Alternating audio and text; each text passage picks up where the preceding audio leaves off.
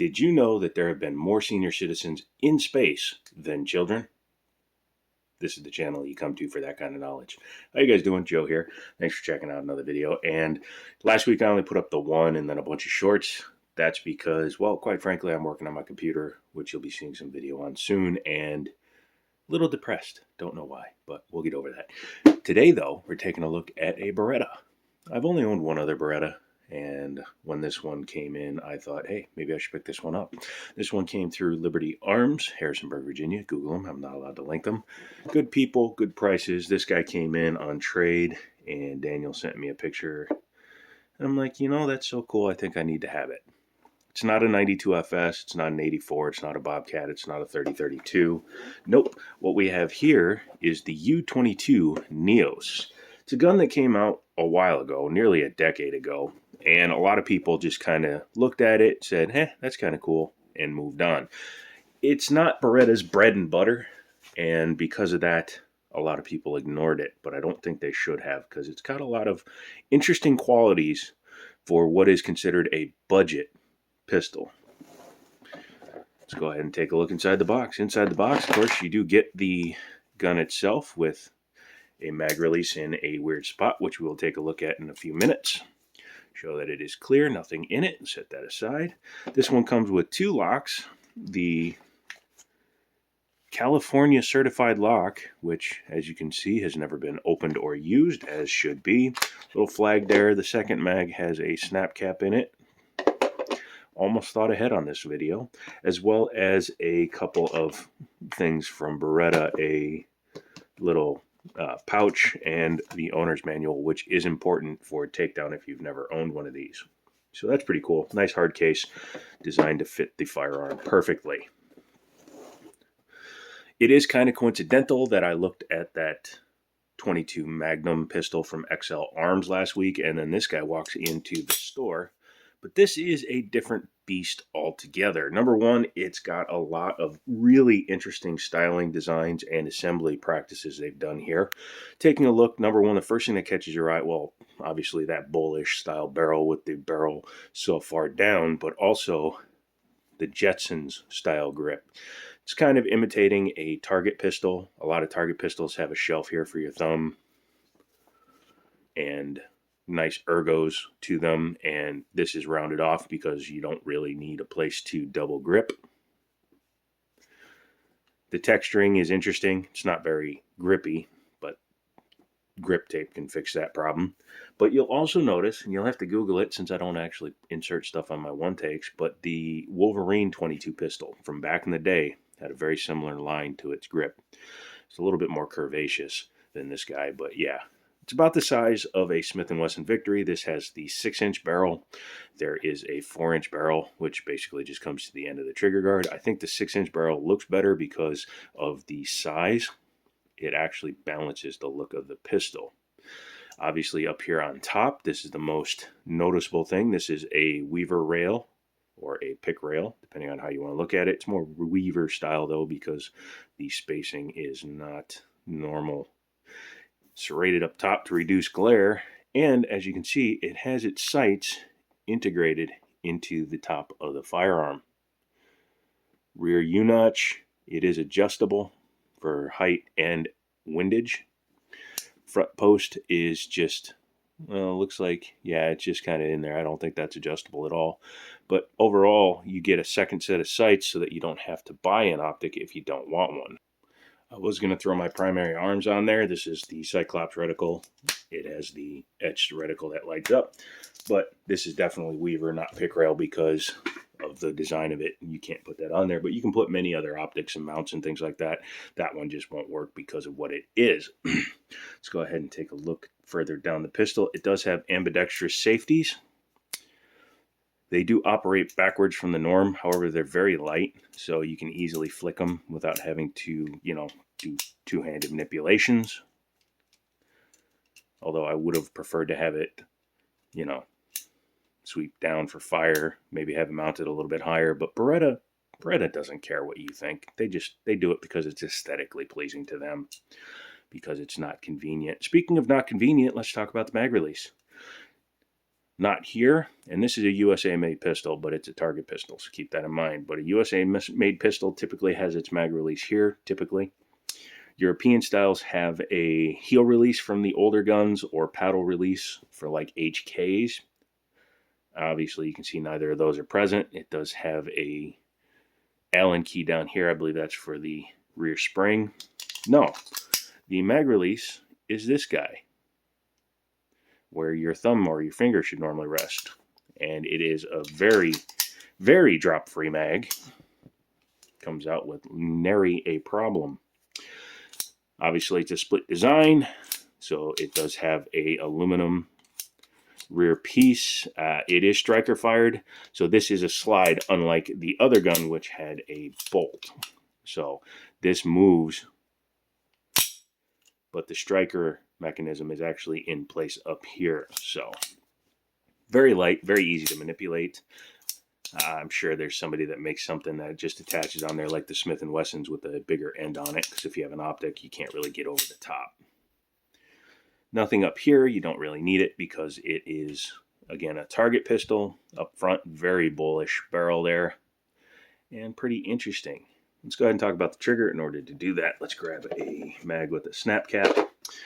They do not recommend dry firing this gun without a snap cap in it, simply because it is a striker fire, a rimfire cartridge, and rimfire cartridges do not like to be hit, or the striker should not hit the back of the chamber or the breech, because you can damage the striker itself. But once it's in there, the gun is charged, single action only. You can see how far back the trigger sits, and it's not as light as you would think from something that purports to be a target pistol. I'm going to have to do this.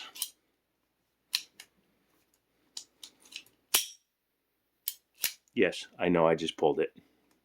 But I'm doing this the stupidest way possible, because why not?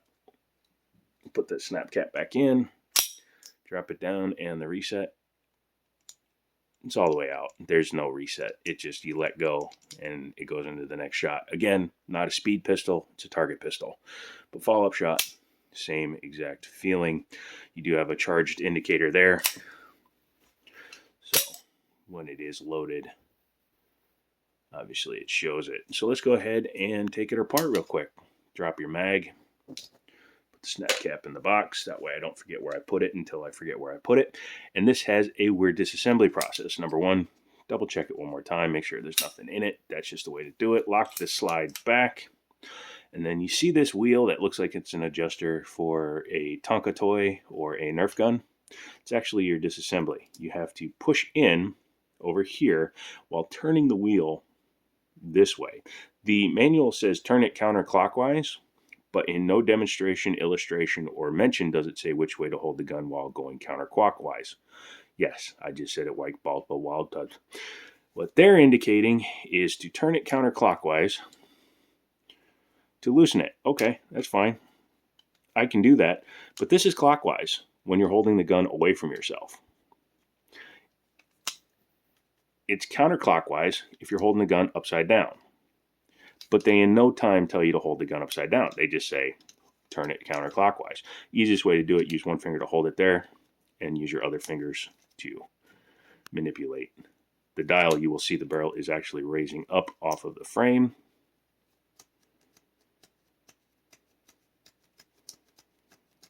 There are a lot of threads. It is holding a gun together, by the way.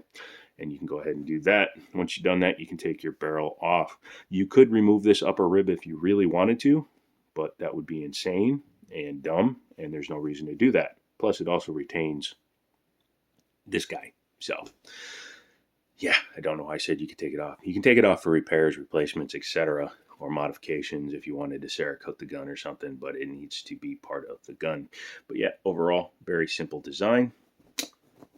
Looking at the frame, that's where it screws into.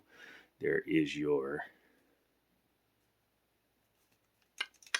trigger bar, your slide. This all actually comes off very easily. So holding the slide back, drop your tape or your slide release, and this just comes off. So there's your inside of the breech face, although the striker tube stays on the gun. You take your recoil spring off, and then you will see that the striker mechanism is still held in place. You can see underneath the striker there's some black. What you have to do is you have to release it by pulling the trigger, at which point you will do that. I was holding the wrong part. Excuse me. Well, that was an adventure in babysitting. There's your actual striker, and this little piece up here is where the attachment is. So yeah, when you go launching that, be ready to look for it.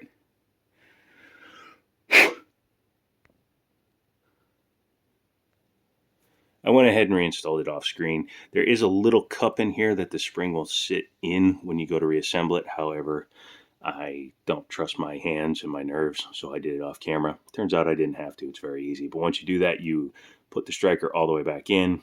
It will lock into place. Yeah, that was an oopsie. Go ahead and take your recoil spring, put it over the striker. Take your slide, put that over. Yeah, he's a quality one, that Joe. You can do this one-handed when he can't. There you go. Start the spring, make sure that the guide rails get connected in, and then you're going to bring it back and lock it into the open position. At this point, you can now reassemble the gun. What you're going to do is take your barrel, turn it the right way so that it's actually seated in the right position, and you're going to engage the lug down here. You'll see on the back here too, it has to sit into those two pockets, at which point you can start cranking down the barrel nut or the barrel screw. You can go ahead and do it without pushing the button and you'll hear it click, or you can just push the button and just thread it on. It's easier to do if you don't have bad nerve damage. Ask me how I know. Also, when you're not trying to do it on camera and look cool. Obviously, I don't look cool. Don't put that in the comments. He doesn't look cool. He knows he's not cool. He's half white and half Asian. Probably the least cool dude you've ever met. Anyways, keep going until it stops. Don't over tighten it. When this thing first came in, I literally had to take a screwdriver, that's why it scratched, and a hammer and knock it over using a hammer, because whoever had done it must have taken pliers, or they were Andre the Giant and they cranked it down so hard that it was locked into position. You don't need to do that. Once you've done that though, you can go ahead and drop your slide. I'm going to go ahead and put one round in here, one snap cap, just to test the functionality. And yeah, we're still good. So that is the Beretta U22 Neos. It's not a speed gun, it's a target gun. It's not expensive for a Beretta. It's like in the 400s, so it's actually reasonably priced. But it is interesting. I'm going to take it to the range and shoot it a little bit. I did buy it because it was cheap. And if you were looking for one, they still manufacture it. And Liberty Arms can get it for you. So check them out. Let me know what you thought of the video. I know it's a little cattywampus all over the place, but hey, that's what happens in these one takes. And hitting pause does count, because it's not like I went away for 38 minutes and came back. So come back for another video. Give me one of those. Leave a comment. And as always, I'll talk to you later.